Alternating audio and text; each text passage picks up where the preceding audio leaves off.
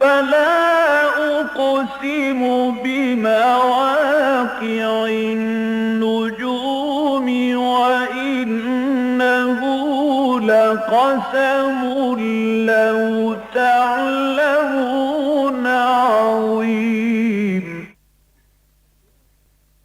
إنه لقرآن كريم في كتاب مكنون لا يمسه إلا المطهرون تنزيل من رب العالمين.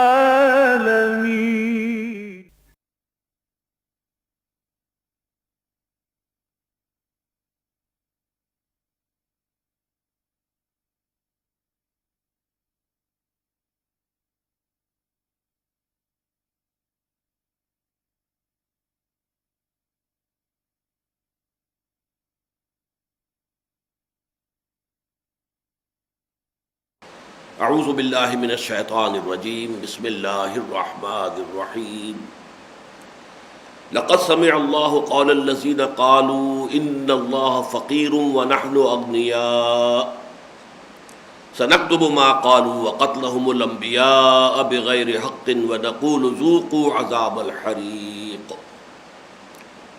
ذلك بما قدمت ایدیکم وان اللہ لیس بظلام للعبید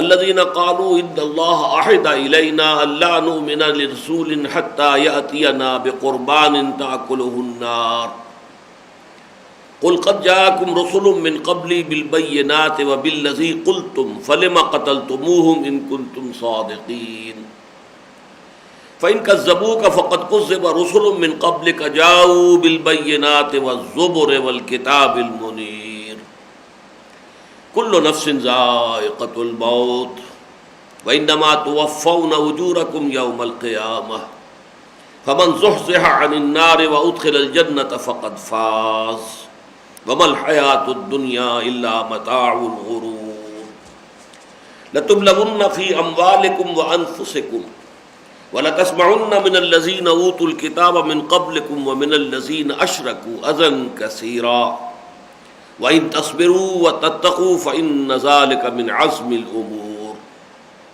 وَإِذْ أَخَذَ اللَّهُ مِيثَاقَ الَّذِينَ أُوتُوا الْكِتَابَ لَتُبَيِّنُنَّهُ لِلنَّاسِ وَلَا تَكْتُمُونَهُ فَنَبَذُوهُ وَرَاءَ ظُهُورِهِمْ وَاشْتَرَوْا بِهِ ثَمَنًا قَلِيلًا فَبِئْسَ مَا يَشْتَرُونَ لَا تَحْسَبَنَّ الَّذِينَ يَفْرَحُونَ بِمَا أَتَوْا وَيُحِبُّونَ أَن يُحْمَدُوا بِمَا لَمْ يَفْعَلُوا فلا تحسبنهم بمفازة من العذاب ولهم عذاب أليم ولله ملك السماوات والأرض والله على كل شيء قدير صدق الله العظيم رب اشرح لي صدري ويسر لي أمري واحلل عقدة من لساني يفقهوا قولي اللهم ربنا ألهمنا رشدنا وأعذنا من شرور أنفسنا اللهم ارنا الحق حقا وارزقنا اتباعه وارنا الباطل باطلا وارزقنا اجتنابه اللهم ارحمنا بالقرآن العظيم واجعله لنا اماما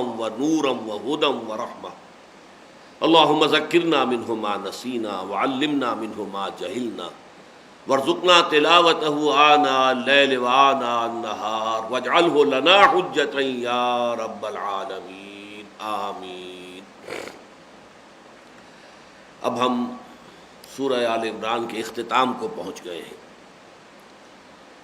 آخری دو رکوع جو ہیں یہ خاتمہ سورت کے رکوع ہیں۔ اس موقع پر مناسب ہے کہ سورہ مبارکہ میں جو ترتیب ہے مضامین کی اور جو تقسیم ہے اس کے مختلف حصوں میں، اس کو دوبارہ ذہن میں تازہ کر لیں۔ یہ سورہ مبارکہ جو 20 رکوعوں پر مشتمل ہے، 200 آیات، اور آن دی ایوریج ہر رکوع میں 10 آیات ہے، لگ بھگ مائنس پلس ہے کہیں کہیں، لیکن عام طور پر 10 آیات۔ یہ دو بالکل برابر حصوں میں منقسم ہے، 10 رکوع پہلے 10 رکوع بعد میں، اگرچہ آیات کی تعداد کے اعتبار سے پہلے 10 رکوعوں میں 101 آیات ہے اور دوسرے 10 رکوعوں میں 99 آیات ہیں، 2 آیات کا فرق ہے۔ پہلا جو حصہ ہے 10 رکوعوں پر مشتمل، اس کے پھر 3 حصے ہیں، جیسے کہ سورہ بقرہ کا بھی نصف اول جو ہے وہ 3 حصوں پر مشتمل تھا۔ درمیانی حصے میں وہاں خطاب تھا یہود سے، یا بنی اسرائیل اذکروا نعمتی التی انعمت علیکم، یہاں سے بات شروع ہوئی تھی اور مسلسل 10 رکوع چلے تھے 18 میں سے۔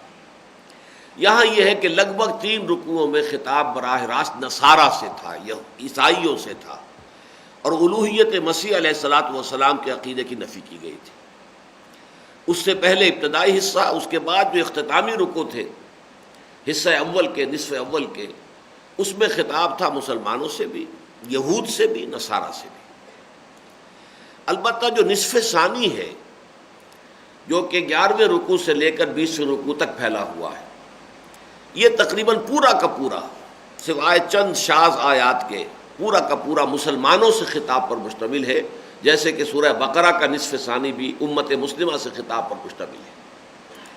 لیکن یہاں پر ہمیں سورہ بقرہ سے ذرا مختلف انداز میں ورٹیکل ڈویژن ملتی ہے، جبکہ سورہ بقرہ کے نصف ثانی میں ہاریزونٹل ڈویژن ہے کہ 4 مضامین کی لڑیاں جو ہیں وہ چل رہی ہیں مسلسل اور آپس میں بٹی ہوئی ہیں، جیسے کہ ایک رسی کی اگر آپ کو معلوم ہے کہ 4 لڑیاں ہیں، ایک سرخ ہے، ایک نیلی ہے، ایک پیلی ہے، ایک ہری ہے، اگر انہیں بٹ دیا جائے تو وہ کٹوا نظر آئیں گی، سرخ ہے، پیلی ہے، نیلی ہے، ہری ہے، پھر سرخ ہے، پیلی ہے، نیلی ہے، ہری ہے، تو مضامین بظاہر وہاں کٹوا ہے، لیکن 4 لڑیاں وہاں نمایاں ہیں۔ 2 لڑیاں احکام شریعت، احکام شریعت کی 2 لڑیاں، عبادات نمبر 1، معاملات نمبر 2۔ 2 لڑیاں جہاد فی سبیل اللہ، اس کی 2 لڑیاں انفاق فی سبیل اللہ اور قتال فی سبیل اللہ۔ یہاں اس کے برعکس، جیسا کہ میں نے عرض کیا، ہاریزونٹل کی بجائے ورٹیکل ڈویژن ہے۔ پہلے 2 رکوعوں میں خطاب ہے امت مسلمہ سے، اور جیسے کہ سورہ بقرہ میں ہے کہ ان کے سامنے جو مقصد رکھا گیا عظیم شہادت علی الناس، اور اس کے لیے انہیں تلقین کی گئی کہ صبر سے کام لو۔ اب یا ایھا الذین آمنوا استعینوا بالصبر والصلاۃ، ایک عظیم مشن کا بوجھ تمہارے کندھوں پر آ گیا ہے۔ وَكَذَلِكَ جَعَلْنَاكُمْ أُمَّةً وَسَطًا لِتَكُونُوا شُهَدَاءَ عَلَى النَّاسِ وَيَكُونَ الرَّسُولُ عَلَيْكُمْ شَهِيدًا۔ یہ ایک بہت بڑی ذمہ داری ہے جس کے لیے تمہیں بڑے کٹھن منازل میں سے گزرنا ہوگا۔ كُنتُمْ خَيْرَ أُمَّةٍ أُخْرِجَتْ لِلنَّاسِ تَأْمُرُونَ بِالْمَعْرُوفِ وَتَنْهَوْنَ عَنِ الْمُنكَرِ وَتُؤْمِنُونَ بِاللَّهِ۔ اب اس عظیم مقام پر تمہیں فائز کر دیا گیا ہے، تمہیں خیر امت کا خطاب دے دیا گیا ہے، اور اب تم پوری نوع انسانی کی فلاح و بہبود کے لیے تمہیں نکالا گیا ہے، برپا کیا گیا ہے۔ دنیا کی دوسری قوموں کو لوگ اپنے لیے کام کرتے ہیں، اپنی بہبود، اپنی فلاح، اپنی بہتری، اپنی ترقی، اپنا عروج، تمہیں دنیا والوں کے لیے جینا ہے۔ ہم تو جیتے ہیں کہ دنیا میں تیرا نام رہے، کبھی کہیں ممکن ہے کہ ساقی نہ رہے، جام رہے، تو تمہیں یہ جو ہماری ہدایت ہے اسے پہنچانا ہے پوری نوع انسانی تک، اور پوری نوع انسانی میں کھڑا ہونا ہے خدائی فوجدار بن کر، کہ جو عوامر ہیں ان کا حکم دینا ہے تم نے، جو نیک باتیں ہیں ان کا حکم دینا ہے، تأمرون بالمعروف وتنہون عن المنکر، اور بدی سے روکنا ہے۔ یہ عظیم جو ہے مشن تمہارے حوالے کیا گیا۔ اس کے بعد کے 6 رکوع جو ہیں، جو 60 آیات پر مشتمل ہیں، یہ غزوہ احد سے متعلق سارے معاملات تھے۔ اس کے بعد آخری 2 رکوع جو ہیں یہ خاتمہ سورت کے مضامین ہیں، اور ان میں بھی آپ دیکھیں گے وہ تو اگلے اتوار کو جو درس ہوگا کہ جیسے سورہ بقرہ کا اختتام ہوا عظیم آیت پر، ربنا لا تؤاخذنا ان نسینا واخطانا ربنا ولا تحمل علینا اصرا کما حملته علی الذین من قبلنا ربنا ولا تحملنا ما لا طاقة لنا به واعف عنا واغفر لنا وارحمنا انت مولانا فانصرنا علی القوم الکافرین۔ عظیم دعا، اگرچہ یہ ایک ہی آیت ہے، لیکن اس کی جگہ آپ سورہ آل عمران کے آخری رکوع میں دیکھیں گے اس میں 3-4 آیات پر پھیلی ہوئی دعا ہے۔ ربنا انک من تدخل النار فقد اخزیتہ وما للظالمین من انصار ربنا اننا سمعنا منادیا ینادی للایمان ان آمنوا بربکم فآمنا ربنا فاغفر لنا ذنوبنا وکفر عنا سیئاتنا وتوفنا مع الابرار ربنا وآتنا ما وعدتنا على رسلك ولا تخزنا یوم القیامہ انک لا تخلف المیعاد۔ یہ 3.5 آیات پر پھیلی ہوئی دعا ہے قرآن مجید میں، اور یہ دونوں مقامات جو ہیں سورہ بقرہ کی تو خیر وہ آخری آیت ہے، اور آل عمران میں یہ آخری آیت نہیں ہے، آخری آیات بھی نہیں ہے، لیکن آخری رکوع کا مین حصہ یہی ہے۔ لیکن یہ جو 19واں رکوع آج ہم پڑھ رہے ہیں یہ ذرا مشکلات القرآن میں سے ہے بعض اعتبارات سے، اس لیے کہ اس میں اس 9 آیات میں خطاب منافقین سے بھی ہے، خطاب یہود سے بھی ہے، خطاب ذاتی طور پر حضور سے بھی ہے، اور خطاب امت مسلمہ سے بھی ہے۔ اور جیسا کہ یہ آپ کے علم میں ہے، یہ جو انٹروڈکشن ٹو دی قرآن کے ضمن میں جو میں لیکچرز دیا کرتا ہوں جب بھی کبھی نئے سرے سے درس شروع ہو رہا ہو، کہ قرآن مجید میں بھی جیسے کہ خطبہ ہوتا ہے، اوریشن، اوریٹری، اس میں جو ہے خطاب کا رخ بدلتا ہے۔ اگر یہاں مجمع ہے، فرض کیجئے 50,000 آدمی جمع ہیں اور ایک خطیب جو ہے شعلہ بیان کھڑا ہوا تقریر کر رہا ہے، تو کبھی تو وہ براہ راست جو کہ سامنے موجود ہوتے ہیں ان سے خطاب کرتا ہے، کبھی وہ فرض کر لیتا ہے کہ شاید حاکم وقت موجود ہے یہاں، پرویز مشرف سے خطاب شروع کر دیتا ہے، یا جب کبھی ایوب خان ہوتے تھے یا کوئی اور ہے۔ تو اس طریقے سے خطبے کے اندر تحویل خطاب جو ہے یہ اس کے خصائص میں سے ہے، اور اس میں یہ کہ کوئی وارننگ نہیں ہوتی لفظی طور پر۔ تحریر میں عام طور پر جو تصنیف کا اور تالیف کا جو انداز ہوتا ہے اس میں یہ ہے کہ ایک مصنف، اب میں کچھ باتیں اہل کتاب سے کرنا چاہتا ہوں، اس کے بعد یہ اب میں چاہتا ہوں کہ کچھ باتیں جو ہیں میں اہل ایمان سے بھی کروں۔ تو تحریر میں عام طور پر ایسا ہوتا ہے کہ جہاں کہیں بھی مضمون کا رخ بدلنا ہو تو لفظاً اس کی تنبیہ ہوتی ہے کہ اب جو ہے ہمارے خطاب کا رخ جو ہے فلاں طبقہ ہے، اس وقت ہمارے خطاب کا رخ فلاں طبقہ ہے۔ خطبے میں یہ نہیں ہوتا، اور جیسا کہ قرآن مجید کے اسلوب کے بارے میں نے بارہا عرض کیا کہ یہ خطبات پر مشتمل ہے، یہ مجموعہ خطبات الہیہ ہے، اللہ تعالیٰ کے یہ سرمنز ہیں جو وقتاً فوقتاً حضور پر نازل ہوتے رہے ہیں، یہ اوریشنز ہیں، ڈیوائن اوریشنز جو نازل ہوئی ہیں اور ان کو جمع کر دیا گیا ہے۔ تو ان میں جو ایک تصنیفی ترتیب ہوتی ہے وہ نہیں ہوتی، عام تحریر کے اندر جو انداز ہوتا ہے وہ نہیں ملتا، بلکہ یہ آپ کو خود سمجھنا پڑتا ہے کہ اس آیت کا خطاب کدھر ہے، اس بات کا روئے سخن کس کی جانب ہے۔ اور اس رکوع میں خاص طور پر ہم یہ دیکھیں گے کہ جیسے اس کی مثال بھی بڑی خوبصورت میرے ذہن میں آئی، میں غور کرتا رہا ہوں چونکہ تحت شعور میں رہتا ہے کہ اب آئندہ یہ آیات جو ہیں وہ زیر درس آنی ہیں، تو خود بخود جو ہے ذہن کام کرتا رہتا ہے۔ تو میرا ذہن منتقل ہوا کہ بالکل جو معاملہ سورہ بقرہ کے دوسرے رکوع میں ہے، یعنی شروع سے دوسرا، وہی معاملہ یہ سورہ آل عمران کے آخری سے پہلے رکوع میں ہے، لاسٹ بٹ ون، یہ بھی دوسرا ہے لیکن یہ آخر سے دوسرا ہے۔ آخری رکوع تو 20واں ہوگا، تو آخر سے دوسرا جو ہے یہ 19واں رکوع ہے۔ وہاں پر بھی صورت یہ ہے کہ خطاب جو کیا گیا ہے وَمِنَ النَّاسِ مَن يَقُولُ آمَنَّا بِاللَّهِ وَبَالْيَوْمِ الْآخِرِ وَمَا هُم بِمُؤْمِنِينَ، یہ پورا رکوع جو ہے اس میں بغیر نام لیے یہودیوں سے بھی خطاب ہے اور منافقین سے بھی ہے۔ اب یہ پڑھنے والے کا کام ہے کہ سمجھے، بلکہ وہاں تو کمال یہ ہے فصاحت اور بلاغت کا کہ جیسے ایسا ہوتا ہے کہ میں نے کئی دفعہ یہ واقعہ سنایا بھی ہے کہ دہلی میں جو نئی دہلی کا جو بڑی مارکیٹ تھی گول، اس میں ایک جوتے کی دکان پر بہت بڑا جوتا بنا کے لٹکایا ہوا تھا سامنے، اور نیچے لکھا تھا free to whom it fits, یہ جوتا جس کے پاؤں میں ٹھیک آ جائے وہ لے جائے مفت۔ اب یہ بھی انداز ہوتا ہے۔ تو اسی طریقے سے سورہ بقرہ کے دوسرے رکوع میں ایک کردار کی نقش نگاری کر دی گئی ہے، یہ کردار ہے free to whom it fits. اب دیکھ لو کہ یہ کردار کس پر منطبق ہو رہا ہے، اور وہ کردار اس وقت دونوں پر منطبق ہو رہا تھا، یہودیوں پر بھی اور منافقین پر بھی۔ بالکل یہی معاملہ یہاں ہے کہ اس جو رکوع کے اندر جو اصل گفتگو کا رخ ہے وہ منافقین اور یہود کی طرف ہے۔ ان دونوں کو جمع کرنے کا ایک خاص سبب بھی ہے۔ یہ ریلیشن شپ جو ہے یہودیوں اور منافقین کے درمیان، اس کو اچھی طرح سمجھ لینا چاہیے کہ نفاق کا جو پودا ہے یا نفاق کی جو جھاڑیاں ہیں، جھاڑ جھکاڑ ہے، وہ یہودیوں ہی کے تناور درختوں کے نیچے پروان چڑھی ہیں۔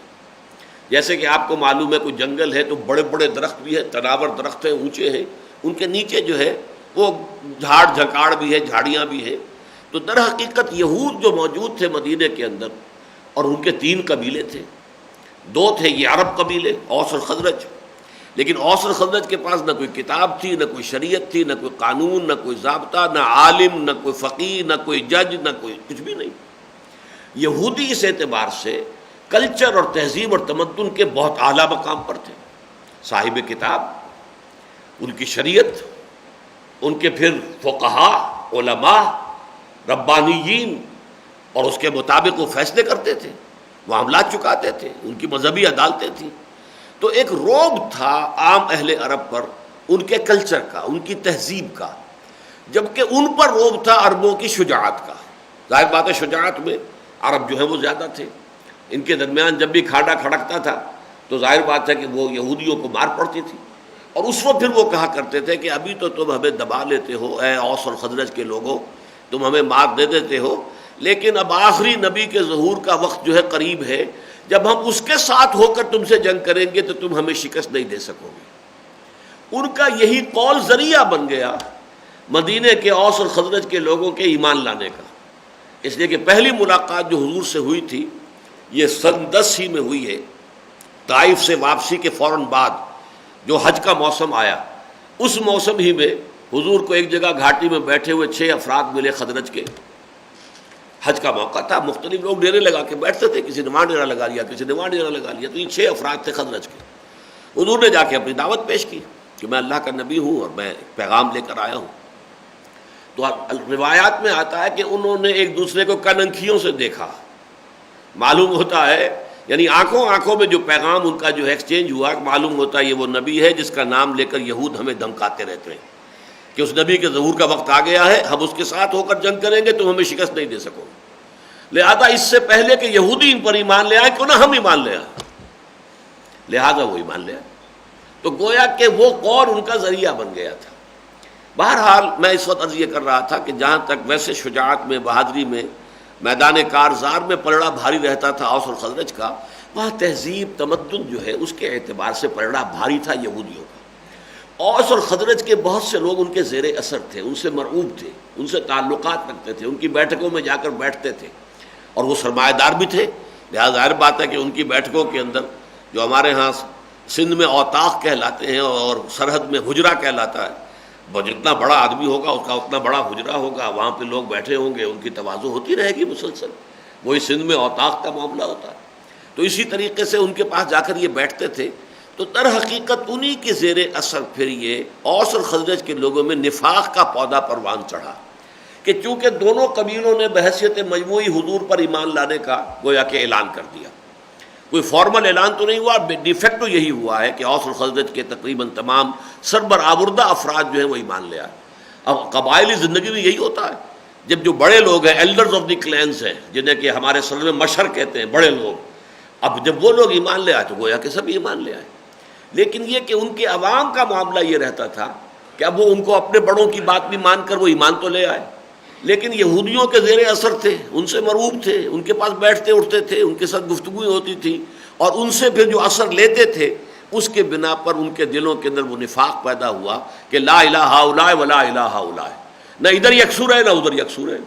اس حوالے سے در حقیقت میں پھر وہ بات دہرا رہا ہوں کہ جیسے جنگل کے اندر اونچے اونچے درختوں کے نیچے جھاڑ جھکاڑ جو ہے پیدا ہو جایا کرتا ہے، اسی طرح کی انڈر گروتھ تھی یہ نفاق جو ہے، یہ انڈر گروتھ تھی ان بڑے جو درخت تھے، یہود کے علماء اور یہود کے سردار اور یہود کے لوگ جو تھے سرمایہ دار، ان کی انڈر گروتھ۔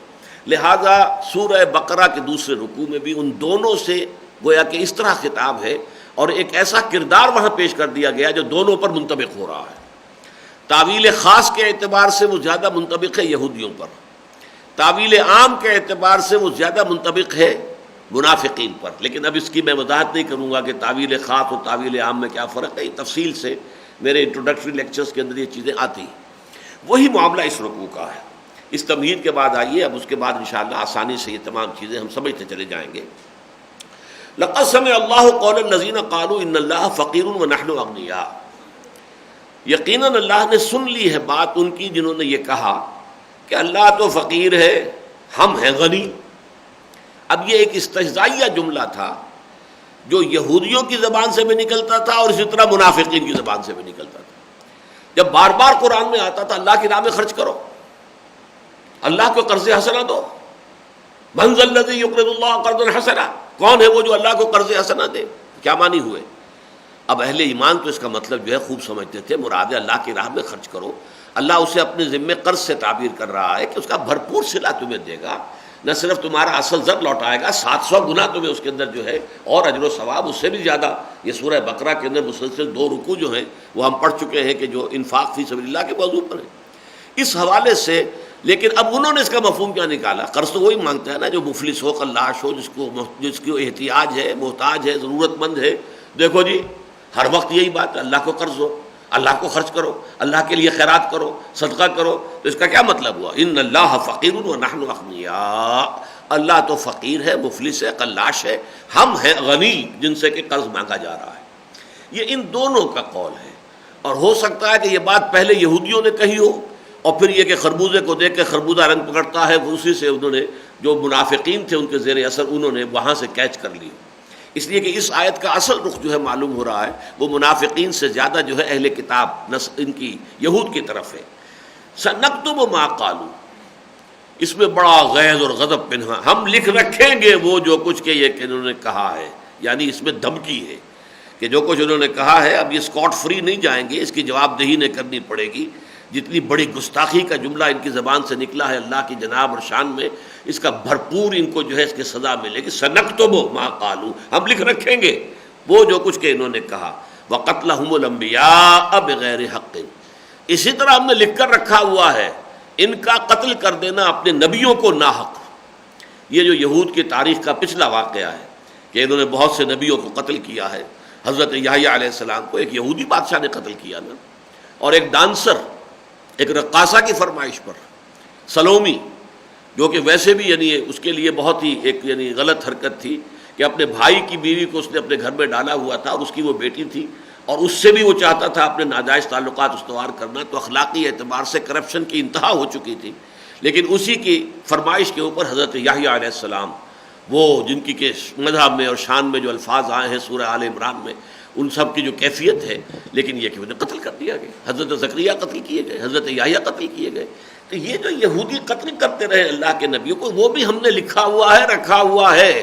اس کا ایک ایک حساب کتاب ان سے لیا جائے گا. وَنَقُولُ ذُوقُوا عَذَابَ الْحَرِيقِ، اور اس دن پھر ہم کہیں گے کہ اب چکھو مزہ اس جھلسا دینے والے، جلا دینے والے، ایک خاک جلا کر راکھ کر دینے والے عذاب کا مزہ چکھو. حریق کہتے ہیں کسی شے کو جلا کر ختم کر دینا، اگرچہ جہنم کی وہ آگ ختم نہیں کرے گی، لا تبقی ولا تذر، نہ باقی رہنے دے گی نہ چھوڑے گی. لیکن یہ کہ ثم لا يموت فیہا ولا یحییٰ، نہ اس میں زندگی ہوگی اور نہ موت ہوگی، بلکہ وہ زندگی کی وہ کیفیت جو ہے عذاب کی وہ مسلسل جاری رہے گی. ذالک بما قدمت ایدیکم، اور یہ سب کچھ ہے بسبب اس کے کہ جو کچھ تمہارے ہاتھوں نے آگے بھیجا. ہم ظالم نہیں ہیں. وَأَنَّ اللَّهَ لَيْسَ بِظَلَّامٍ لِّلْعَبِيدِ، اور یقیناً اللہ تعالیٰ ظلم کرنے والا نہیں ہے اپنے بندوں پر.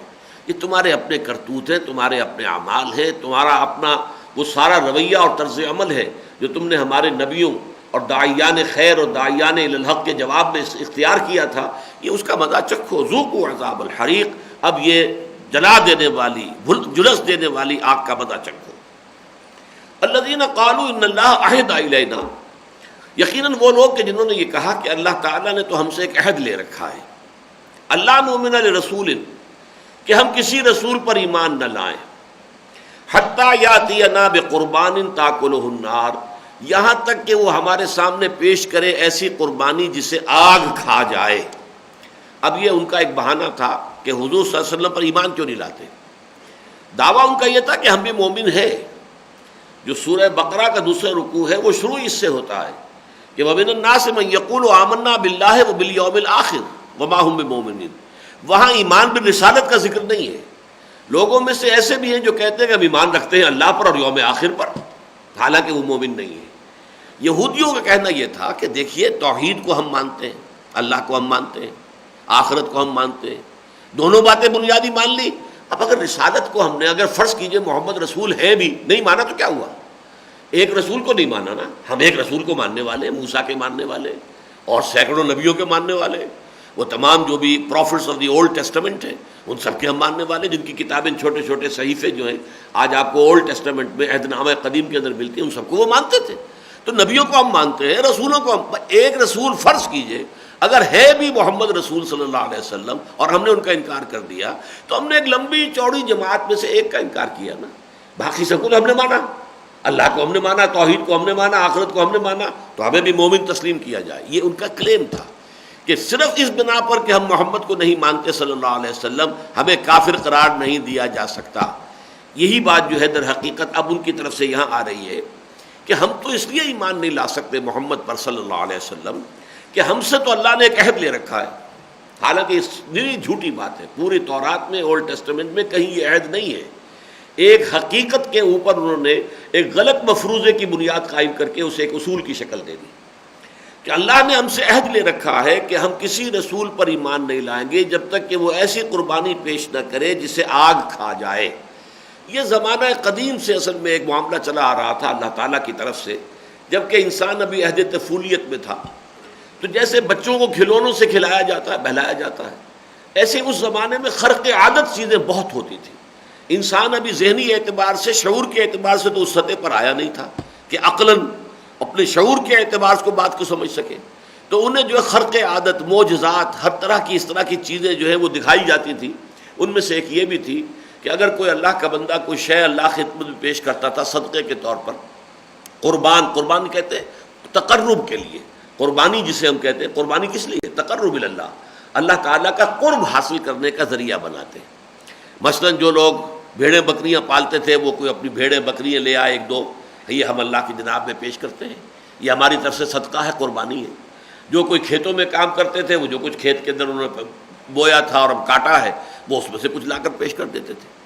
اور پھر یہ کہ آسمان سے ایک شعلہ اترتا تھا، اس قربانی کے اللہ کی جناب میں قبول ہونے کی علامت یہی تھی کہ آسمان سے شعلہ اترا جس نے اس چیز کو بھسم کر دیا.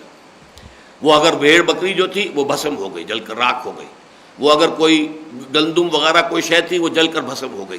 آگ کا آسمان سے اتر کر اس قربانی کو کھا جانا یہ علامت تھی اس بات کی کہ یہ قربانی اللہ نے قبول کر لی. چنانچہ سورہ مائدہ میں جو تفصیل آئی ہے، حضرت آدم کے دو بیٹوں کے درمیان جو جھگڑا ہوا، ایک بیٹا وہ تھا کہ جس نے قربانی پیش کی، دوسرے نے بھی قربانی پیش کی. کہا یہی جاتا ہے کہ ایک جو ہے وہ بھیڑی چرواہا تھا، بھیڑیں بکریاں پالتا تھا، وہ اپنے لے آیا. ایک کاشت کرتا تھا، وہ اپنے لے آیا.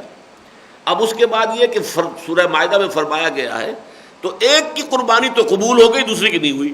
اب کیسے معلوم ہوا یہ؟ آج ہم اگر قربانیاں دیتے ہیں تو ہمیں کیا معلوم قبول ہوئی کہ نہیں؟ اللہ بہتر جانتا ہے کس کی قربانی قبول ہوئی اللہ کی جناب میں اور کس کی نہیں ہوئی ہے. 25,000 کا بکرا آپ نے اللہ کے راہ میں ذبح کر دیا ہے، لیکن اگر آپ کی نیت جو ہے وہ نمود کی تھی، دکھاوے کی تھی، شہرت کی تھی، تو دھیلے بھر کی قربانی نہیں ہے اللہ کی نگاہ میں. لیکن کسی نے واقعی خلوص کے ساتھ، تقویٰ کے ساتھ اپنی جائز کمائی، حلال کی کمائی میں سے پیٹ کاٹ کر کوئی چیز جو ہے وہ اس کے لیے جانور خریدا ہے، اللہ کی راہ میں قربان کر رہا ہے، اس کا اللہ تعالیٰ کے ہاں قبولیت ہو جائے گی. لن ینال اللہ لحومها ولا دماؤها ولکن ینالہ التقویٰ منکم. ان قربانیوں کا نہ خون اللہ تک پہنچتا ہے نہ گوشت پہنچتا ہے. ہاں تمہارا تقویٰ اگر دل میں ہے تو وہ اللہ تک پہنچ جاتا ہے. لیکن ہمیں کچھ پتہ نہیں ہوتا، کوئی انڈیکیٹر نہیں ہے ہمارے پاس کہ یہ قربانی قبول ہو گئی، یہ نہیں ہوئی، فلاں کا حج قبول ہو گیا، فلاں کا نہیں ہوا، کیا پتہ. لیکن اس وقت یہ تھا کہ انسانوں کو، جیسا کہ میں نے عرض کیا، وہ عہد طفولیت کی بات تھی، تو اس وقت یہ بھی تھا. چنانچہ یہ معاملہ کچھ بعد انبیاء کا رہا ہے، بنی اسرائیل میں سے بھی. لیکن یہ واقعہ ہونے کے باوجود ایسی کوئی شے نہیں تھی کہ ہر نبی کے لیے لازم ہے کہ وہ قربانی پیش کرے تبھی اسے نبی مانا جائے گا. یہ ان کا اضافہ ہے اس پر.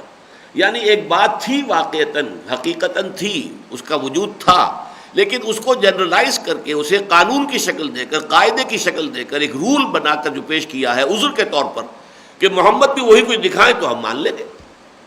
جیسے کہ قریش کے لوگ کہتے تھے کہ اگر آپ، اے نبی، اے محمد صلی اللہ علیہ وسلم، اگر آپ ہمیں اس طرح کی نشانیاں دکھائیں، آپ کے لیے جو ہے مکے کے اندر فوری طور پر جو ہے باغ تیار ہو جائے، کھجوریں بھی ہوں اس میں اور انگوروں کی بیلیں بھی ہوں، سب کچھ ہو، یا یہ کہ آپ یہاں کوئی چشمہ برآمد کر کے ہمیں دکھا دیجئے، فوری طور پر چشمہ برآمد ہو جائے آپ کے حکم سے، یا یہ کہ آپ ذرا آسمان سے پر چڑھ کر اور پھر ہم دیکھیں کہ اتر رہے ہیں آپ اور کتاب آپ کے ہاتھ میں کتاب لے کر آپ آئے. یہ سورہ بنی اسرائیل میں سارے ان کے مطالبات درج ہیں.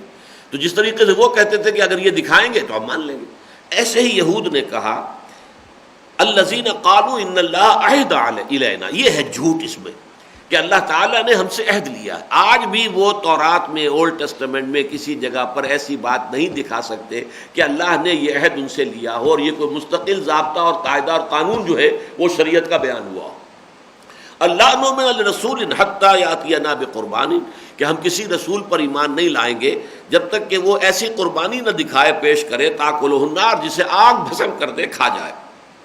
قل، اے نبی کہہ دیجئے، قد جاءکم رسل من قبلی، تمہارے پاس آتے رہے رسول مجھ سے پہلے بھی، بالبینات، واضح نشانیاں لے کر، واضح معجزات لے کر، وبالذی قلتم، اور وہ چیزیں بھی بعد ان میں سے لائے جو تم کہہ رہے ہو، تمہارے اس تقاضے کو بھی بعدوں نے پورا کیا. فلما قتلتموہم ان کنتم صادقین، تو تم نے ان کو قتل کیوں کیا اگر تم سچے ہو؟ اصل میں تو خباثت تمہارے اندر جو ہے وہ سرایت کر گئی ہے، تمہارے اندر جو ہے وہ در حقیقت یہ تو اوپر کی باتیں ہیں. ذالک قولہم بافواہہم، یہ تو ان کے منہ کی باتیں ہیں، جو منہ کا جھاگ ہے، پھاگ ہے جو کھیل رہے ہیں. دلوں کے اندر خبث ہے، دلوں کے اندر بے ایمانی ہے، دلوں کے اندر خباثت بھری ہوئی ہے. تو ان سب نے، جبکہ انہوں نے اس قسم کے معجزے بھی دکھا دیے تھے، پھر بھی تم نے انہیں قتل کیا. فَإِن كَذَّبُوكَ، اب دیکھیے رخ بدل گیا حضور کی طرف. تو اے نبی اگر یہ آپ کو جھٹلا رہے ہیں، فَقَدْ كُذِّبَ رُسُلٌ مِّن قَبْلِكَ، اب اس میں حضور کے لیے دلجوئی کا انداز ہے. تو آپ سے پہلے بہت سے رسولوں کی تکذیب کی گئی، یہ کوئی نئی بات نہیں ہو رہی ہے کہ آج آپ کو جھٹلایا جا رہا ہے. بہت سے رسول ہمارے انہیں جھٹلایا گیا. اب آپ اندازہ کریں، جیسا کہ سورہ عنکبوت کے اندر پھر واضح کیا گیا، کیونکہ وہ سن 6 نبوی میں نازل ہوئی سورت، جبکہ پرسیکیوشن جو ہے، فزیکل پرسیکیوشن اور ٹارچر جو ہے اہل ایمان کا، وہ اپنے عروج کو پہنچ چکا تھا، نقطۂ عروج کو، کلائمیکس. اس وقت یہ کہا گیا کہ دیکھو تم سے پہلے حضرت نوح علیہ السلام 950 برس تک دعوت دیتے رہے اور معدود چند لوگوں کے علاوہ کوئی ایمان نہیں لایا. تو اس میں گھبرانے کی بات نہیں ہے. ہمارے تو انبیاء کا معاملہ یہ رہا، انہوں نے صبر کیا، انہوں نے استقامت کا ثبوت دیا. فاصبر کما صبر اولو العزم من الرسل، تو اے نبی صبر کیجئے جیسے کہ ہمارے اولو العزم پیغمبر صبر کرتے رہے ہیں. یہاں تو ایک سے ایک نے بڑھ کر جو ہے صبر کی جو ہے داستانیں رقم کی ہیں. تو فقط کذب رسل من قبلک، آپ سے پہلے بھی بہت سے رسولوں کی تکذیب کی گئی. جاؤ بالبینات والزبر والکتاب المنیر، وہ بھی لے کر آئے تھے. 3 الفاظ یہاں آئے ہیں، بالبینات، واضح چیزیں. بین کہتے ہیں ایک ایسی شے کو جو از خود واضح ہو. ایک شے وہ ہے کہ جس کے ثبوت کے لیے دلیل کی ضرورت ہو، استشہاد کی ضرورت ہو. ایک وہ ہے جو از خود ظاہر ہو، اس کو کسی بھی خارجی دلیل، کسی خارجی استشہاد کی ضرورت نہیں. جیسے کہ ہمارے ہاں ہے کہاوت، بلکہ یہ مصرع ہے، آفتاب آمد دلیل آفتاب. جب سورج طلوع ہو جائے تو اپنے وجود پر وہ خود بہت بڑی دلیل ہے، اسے کسی اور اضافی دلیل کی حاجت نہیں ہے. بلکہ اگر آپ جو ہے فرض کیجئے سورج طلوع ہے اور کوئی شخص انکار کر رہا ہے سورج تو نہیں طلوع ہوا ابھی، اب آپ دلیلوں سے سمجھانے کی کوشش کریں، کون سی دلیل لائیں گے اسے؟ سورج جو سامنے چمک رہا ہے اس سے زیادہ چمکدار کون سی دلیل ہوگی کہ جو اسے منوائے گی؟ وہ تو مطلب یہ ہے کہ انتہائی ہٹ دھرم انسان ہے، اور وہ اب ہٹ دھرمی کی وجہ سے وہ انکار پر اڑا ہوا ہے. تو بینات اصل میں کہتے ہیں ان چیزوں کو جو از خود واضح ہو، از خود روشن ہو، مبرہن ہو، جن کے لیے کہ کسی اور برہان کی ضرورت نہ ہو.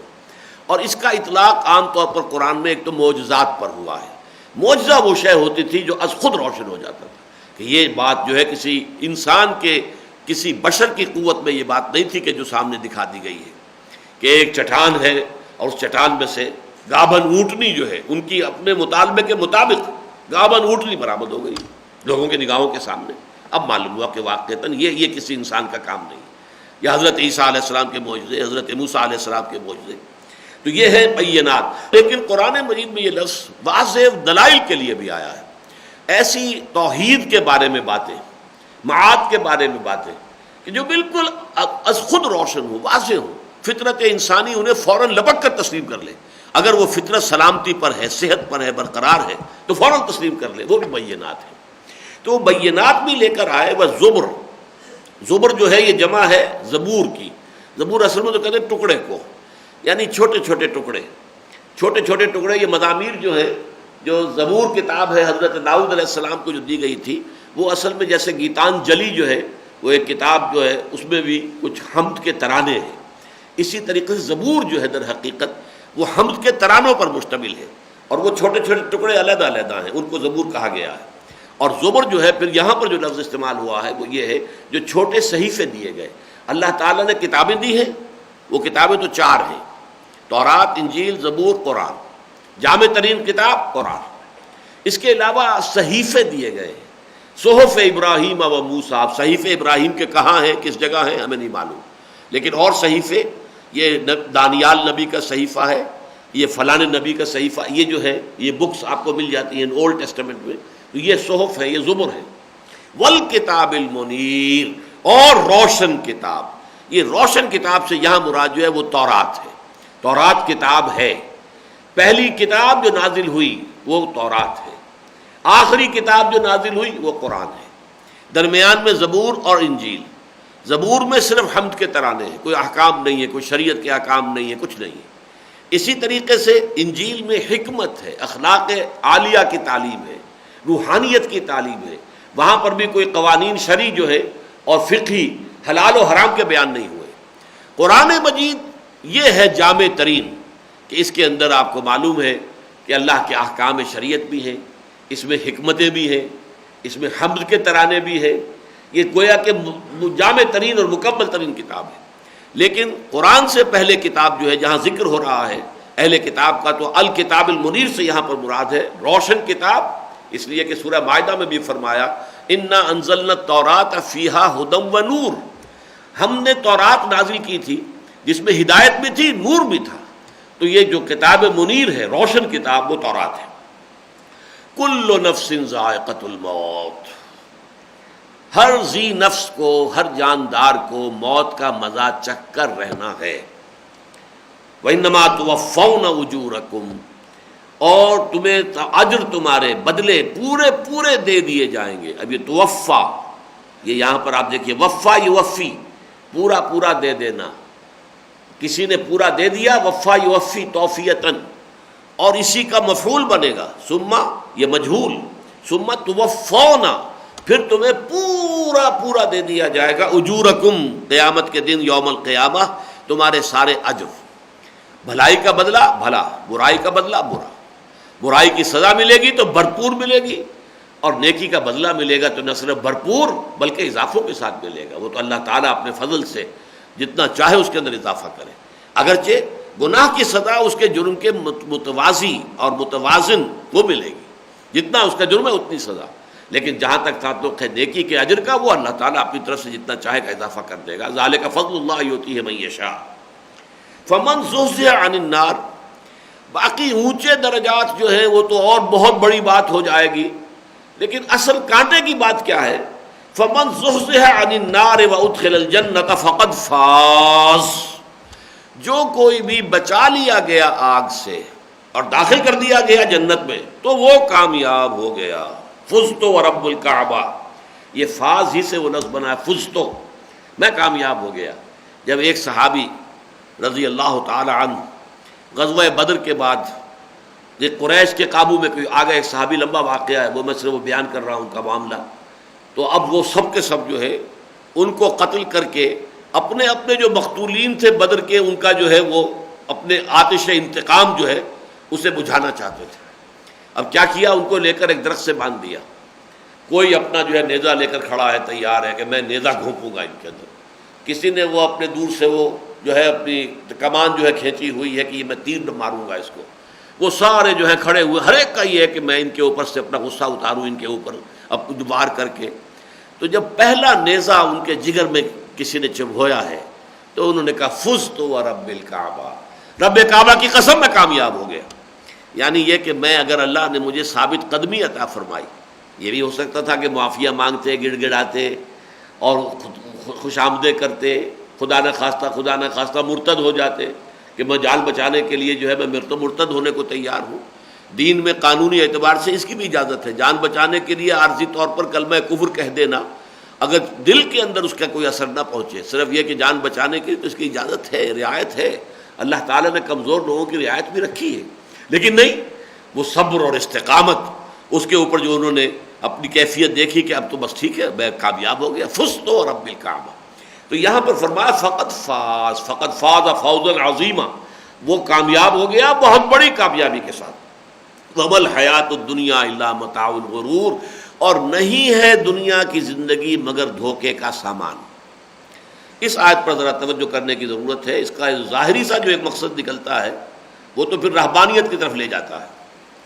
اگر یہ دنیا دھوکے کی ٹٹی ہے تو اس کو چھوڑو، ترک کرو، جاؤ کہ ان جنگلوں میں دھونی دبا کے بیٹھو، نہیں، یہ اسلام کی تعلیم نہیں ہے۔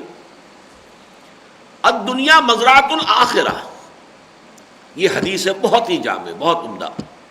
الدنیا مزرعۃ الآخرہ، مجھے یاد ہے جب میں ایم اے اسلامیات جو ہے اس کا امتحان دے رہا تھا تو اس حدیث کے اوپر آیا تھا کہ ذرا اس کی تفصیل بیان کی جائے تو میں نے جو جواب لکھا تھا، بعد میں تذکرہ میں نے سنا کہ منتخب الحق صاحب رحمہ اللہ جو ہمارے ڈین تھے، انہوں نے بہت تعریف کی تھی میرے اس جواب کی جو میں نے اپنے اس کے پرچے میں لکھا تھا۔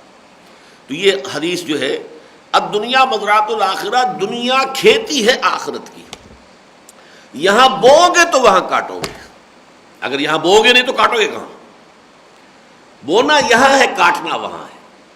اگر تو یہ ذہن میں رہے تو یہ دنیا جو ہے یہ بہت قیمتی شے ہے، حیات دنیاوی کا ایک ایک لمحہ نہایت قیمتی ہے، ہر لمحہ امر ہے، اٹل ہے، دائم ہے۔ اگر مقصود آخرت رہے اور دنیا اس کے حصول کا ذریعہ بنے، صرف دنیا فی نفس سے ہی مطلوب نہ ہو، مقصود نہ ہو، بلکہ اس کو ذریعہ سمجھا جائے آخرت کی کمائی کرنے کا، کہ یہاں ہم نے بونا ہے، وہاں کاٹنا ہے، یہاں کاشت کرنی ہے، تخم ریزی کرنی ہے، فصل کو پالنا ہے، پوسنا ہے، پانی دینا ہے، سب کچھ کرنا ہے، فصل وہاں جا کے کاٹنی ہے، نتیجہ وہاں نکلے گا۔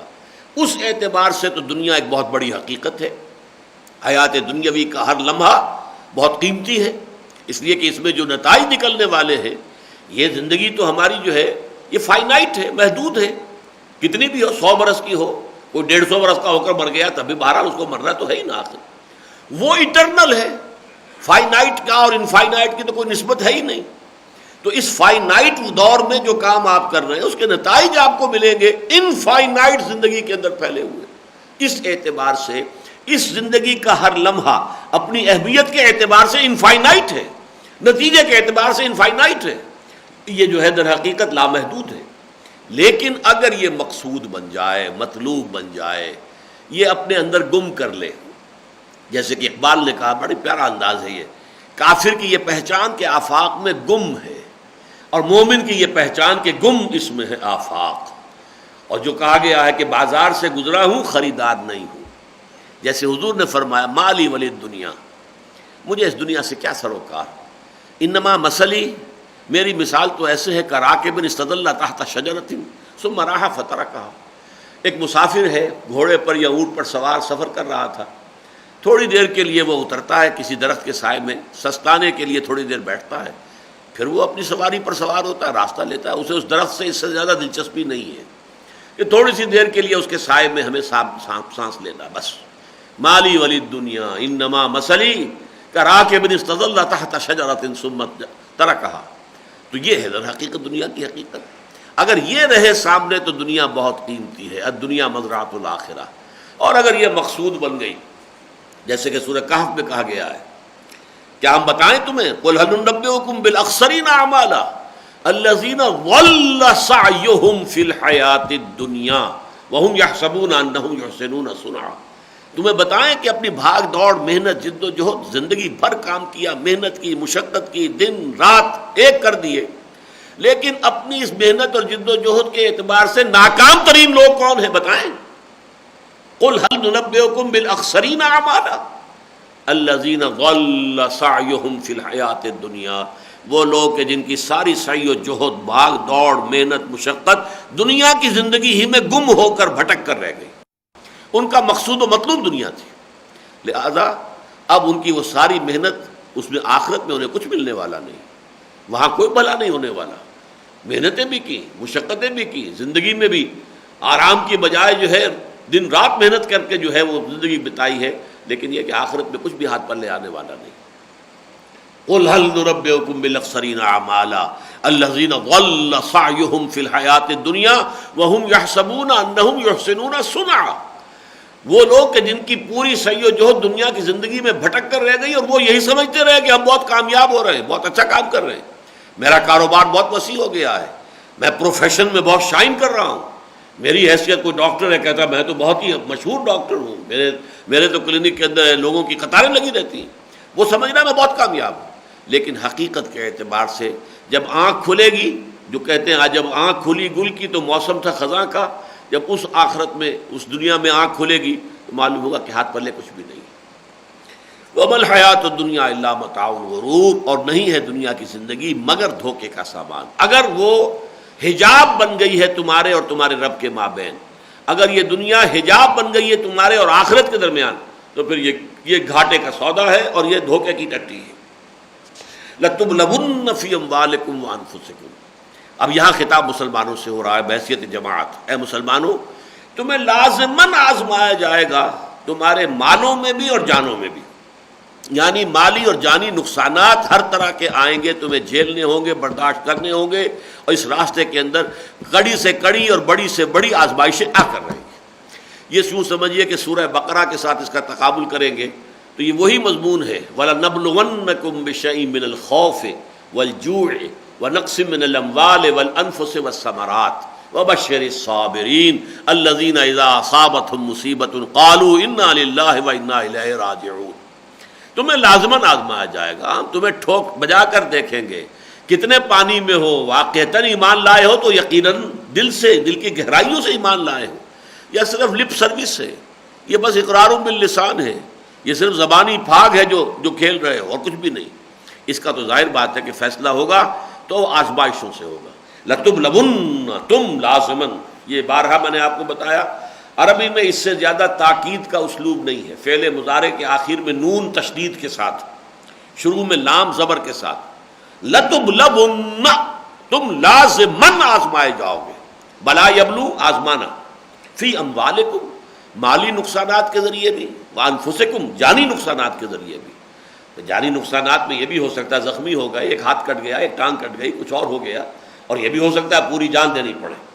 وَلَا تَسْمَعُنَّ مِنَ الَّذِينَ أُوتُوا الْكِتَابَ مِن قَبْلِكُمْ وَمِنَ الَّذِينَ أَشْرَكُوا أَذًى كَثِيرًا، اور تمہیں لازماً سننی ہوگی ان لوگوں کی طرف سے بھی کہ جنہیں تم سے پہلے کتاب دی گئی تھی، اور ان لوگوں کی طرف سے بھی کہ جنہوں نے شرک کیا تھا، اذًا کثیرا، بہت ہی تکلیف دہ باتیں سننی پڑیں گی۔ واقعہ یہ ہے کہ پرسیکیوشن جو ہے، میں نے کئی مرتبہ عرض کیا ہے، خاص طور پر منہج انقلاب نبوی کے ذکر میں، کہ پرسیکیوشن دو طرح کی ہوتی ہے۔ ایک پرسیکیوشن ہے وربل، کسی کو کچوکا لگانا زبان کے ذریعے سے، تانا دینا، استہزاء کرنا، تمسخر کرنا، مذاق اڑانا، یہ بھی پرسیکیوشن ہے۔ حضور کے ساتھ یہ پرسیکیوشن ہوئی ہے 3 برس تک، کسی اور صحابی کو کچھ نہیں کہا گیا 3 برس مسلسل، آغاز وحی کے بعد سے لے کر اور سن 4 نبوی کے آغاز تک ساری پرسیکیوشن جو تھی وہ صرف حضور کی تھی صلی اللہ علیہ وسلم، اور وہ بھی فزیکل نہیں تھی، وربل تھی۔ مجنون ہے، پاگل ہے، دماغ خراب ہو گیا ہے، معلوم ہوتا ہے کہ کوئی بدروح جو ہے وہ ان کے اوپر آ گئی ہے، کوئی آسیب کا سایہ ہو گیا ہے، شاعر ہے، ساحر ہے، کہیں سے سحر سیکھ کر آ گئے، مسحور ہے، ان کے اوپر تو کسی نے جادو کر دیا وغیرہ وغیرہ۔ یہ سارا وربل پرسیکیوشن تھا، جس کے بارے میں قرآن مجید میں سورہ حجر میں آیا ہے، وَلَقَدْ نَعْلَمُ أَنَّكَ يَضِيقُ صَدْرُكَ بِمَا يَقُولُونَ۔ اے نبی، ہمیں خوب معلوم ہے کہ جو کچھ یہ لوگ کہتے ہیں اس سے آپ کا سینہ بھنجتا ہے، تکلیف ہوتی ہے، آپ کو کوفت ہوتی ہے۔ یہی لوگ ہیں جو مجھے الصادق الامین، میں ان کی آنکھوں کا تارا تھا، جدھر میں جاتا تھا یہ اپنے نگاہیں میرے قدموں میں بچھاتے تھے۔ آج یہ لوگ پاگل کہہ رہے ہیں، مجھے مجنون کہہ رہے ہیں، شاعر کہہ رہے ہیں، ساحر کہہ رہے ہیں، مسحور کہہ رہے ہیں، کذاب کہہ رہے ہیں، معاذ اللہ، کذاب، ساحر کذاب، یہ الفاظ تک کہیں۔ تو یہ ہے فزیکل، یہ جو ہے وربل پرسیکیوشن۔ تو یہ پرسیکیوشن جو مسلمانوں کو کی گئی، مذاق ان کے اڑائے گئے، اور وہ جو بیچارے ذرا کمزور مسلمان ہوتے تھے وہ پھر متاثر بھی ہو جاتے تھے۔ اذان ہو رہی ہے، اس کی نقلیں اتارنی شروع کر دی، اس پر استہزاء جو ہے کہنا شروع کر دیا۔ اب وہ لوگ جو ان کی محفل میں بیٹھے ہوئے کچے پکے یا منافق قسم کے مومن، وہ بھی اس کے اندر شریک ہو گئے۔ محفل کا اثر ہوتا ہے، خربوزے کو دیکھ کر خربوزہ رنگ پکڑتا ہے۔ تو یہ سارے جو حالات دنیا میں جیسے کہ فی الواقع ہوتے ہیں، ان کو اس طور سے سمجھیے کہ یہ ہر طرح کے لوگ معاشرے میں ہر وقت موجود ہوتے ہیں۔ بہت صادق الایمان، راسخ العقیدہ لوگ بھی ہوتے ہیں، پھر کچے پکے بھی لوگ ہوتے ہیں جو ویسے جھوٹے نہیں ہوتے، دھوکے باز نہیں ہوتے، لیکن ابھی وہ رسوخ حاصل نہیں ہے، ابھی وہ جو ہے گہرائی ایمان کی جو ہے وہ نصیب نہیں ہے۔ اسی طریقے سے وہ بھی ہوتے ہیں کہ جن کے ایمان سے کی جڑیں اکھڑ گئی ہیں، اگرچہ پوری طور پہ نہ اکھڑی ہو لیکن اکھڑ چکی ہے، جڑ جو ہے جگہ چھوڑ چکی ہے۔ کچھ وہ بھی ہیں کہ جن کی جڑیں بالکل ہی اکھڑ گئی اور جو ہے ایمان کی جگہ نفاق نے ڈیرے ڈال لیے۔ تو مختلف شیڈز کے لوگ موجود تھے، لیکن یہاں فرمایا تمہیں لازماً یہ سب کچھ برداشت کرنا ہوگا۔ حضور سے بھی اسی لیے سورہ مزمل میں کہا گیا تھا، وَاصْبِرْ عَلَىٰ مَا يَقُولُونَ وَاهْجُرْهُمْ هَجْرًا جَمِيلًا۔ اے نبی، صبر کیجئے ان تمام باتوں پر جو یہ کہہ رہے ہیں آپ کے بارے میں، اور ان سے لا تعلقی اختیار کر لیجئے، لیکن خوبصورتی کے ساتھ۔ لا تعلقی ایک ہوتی ہے لٹھ مار کر علیحدہ ہونا، اور لا تعلق ایک ہوتی ہے اچھا بھائی پھر آپ کی سمجھ میں میری بات نہیں آ رہی ہے، میں شاید نہیں اپنی بات سمجھا پا رہا، پھر کبھی انشاءاللہ ملاقات کریں گے، پھر بات کریں گے، اب اس وقت جو ہے کوئی فائدہ نہیں مزید جو ہے ہم اپنا وقت لگائیں اس پر، اس لیے کہ میری بات آپ کی سمجھ میں نہیں آ رہی ہے یا میرا قصور ہے، میں سمجھا نہیں پا رہا ہوں آپ تو خوبصورتی کے ساتھ علیحدہ ہونا، یہ ہے وہ علیحدہ ہونا، وَاهْجُرْهُمْ هَجْرًا جَمِيلًا۔ فرمایا لَتُبْلَوُنَّ فِي أَمْوَالِكُمْ وَأَنفُسِكُمْ وَلَتَسْمَعُنَّ مِنَ الَّذِينَ أُوتُوا الْكِتَابَ مِنْ قَبْلِكُمْ وَمِنَ الَّذِينَ أَشْرَكُوا أَذًى كَثِيرًا وَإِن تَصْبِرُوا وَتَتَّقُوا، اگر تم صبر سے کام لو اور تقوی کی روش اختیار کیے رکھو، فَإِنَّ ذَلِكَ مِنْ عَزْمِ الْأُمُورِ، تو یہ بڑے ہمت کے کاموں میں سے۔ وہاں پر بھی سورہ بقرہ کی آیات میں نے آپ کو سنائی کہ فَبَشِّرِ الصَّابِرِينَ الَّذِينَ إِذَا أَصَابَتْهُمْ مُصِيبَةٌ قَالُوا إِنَّا لِلَّهِ وَإِنَّا إِلَيْهِ رَاجِعُونَ، اس طریقے سے سپردگی اپنے آپ کو حوالے کر دینا اللہ کے کہ ہم ہیں اللہ ہی کے، اللہ ہی کی طرف سے ہمیں لوٹ جانا ہے، اور جو اللہ کی طرف سے آئے کہ ہر چیز ساقی ماریخ عین الطاف است۔ وَإِذْ أَخَذَ اللَّهُ مِيثَاقَ الَّذِينَ أُوتُوا الْكِتَابَ، اور ذرا یاد کرو اب یہ قرآن کی طرف سے فرد جرم عائد کی جا رہی ہے یہود پر اور خاص طور پر اس کے علماء پر۔ وَإِذْ أَخَذَ اللَّهُ مِيثَاقَ الَّذِينَ أُوتُوا الْكِتَابَ، اور یاد کرو جب کہ اللہ نے میثاق لیا تھا، عہد لیا تھا ان لوگوں سے جنہیں کتاب دی گئی۔ کیا میثاق تھا؟ لَتُبَيِّنُنَّهُ لِلنَّاسِ وَلَا تَكْتُمُونَهُ، تم لازماً اس کتاب کی تبیین کرو گے، توضیح کرو گے، وضاحت کرو گے، اسے پھیلاؤ گے، اس کی نشر و اشاعت کرو گے لوگوں کے لیے، اسے چھپاؤ گے نہیں، وَلَا تَكْتُمُونَهُ، چھپاؤ گے نہیں۔ یہ چھپانا کس لیے ہوتا ہے؟ ظاہر بات ہے علم عام ہو جائے گا تو عالم کی قدر کم ہو جائے گی، علم اپنے پاس ہی رکھو تاکہ لوگ تم سے آگے فتویٰ پوچھیں، فتویٰ ہم سے پوچھو بھائی، باقی قرآن پڑھ لو صرف ثواب حاصل کرنے کے لیے۔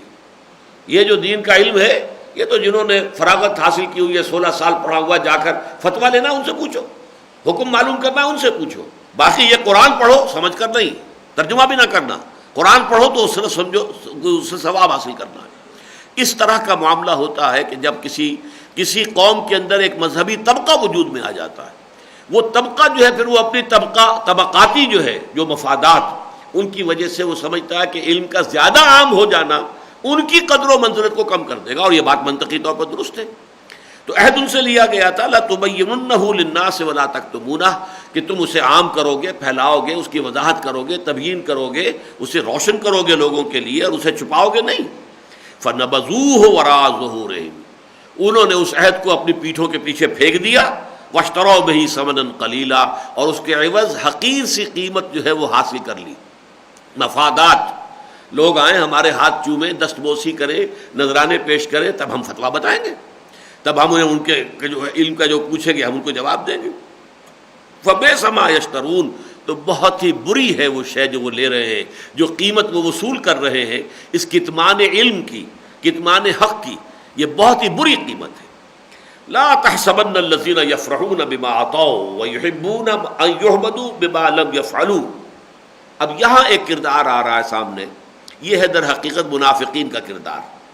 منافقین کا ظاہر بات ہے کہ معاملہ ایسا تھا کہ وہ بالکل کفر میں تو نہیں گئے تھے ابھی، جیسے کہ ہم دیکھتے ہیں سورہ نساء کے اندر ہے ان الذین کفروا ان الذین آمنوا ثم کفروا ثم آمنوا ثم کفروا ثم ازدادوا کفرا، وہ لوگ جو ایمان لائے پھر کفر کیا، پھر ایمان لائے پھر کفر کیا، وہ مذبذبین بین ذالک تھے، جیسے پینڈولم ہوتا ہے ادھر سے ادھر جا رہا ہے، کبھی ادھر کبھی ادھر، کبھی کچھ ایمان کی طرف آ گئے، کبھی پھر جو ہے کفر کے قریب ہو گئے، کبھی پھر کہیں ذرا طبیعت کے اندر ضمیر کے اندر ایک خلش پیدا ہوئی، کوئی نیکی کا کام کیا، ایمان کے قریب آ گئے، پھر یہ ہے کہ وہ نفس غالب آ گیا، مفادات غالب آ گئے، ماحول کے اثرات غالب ہو گئے، پھر ادھر چلے گئے۔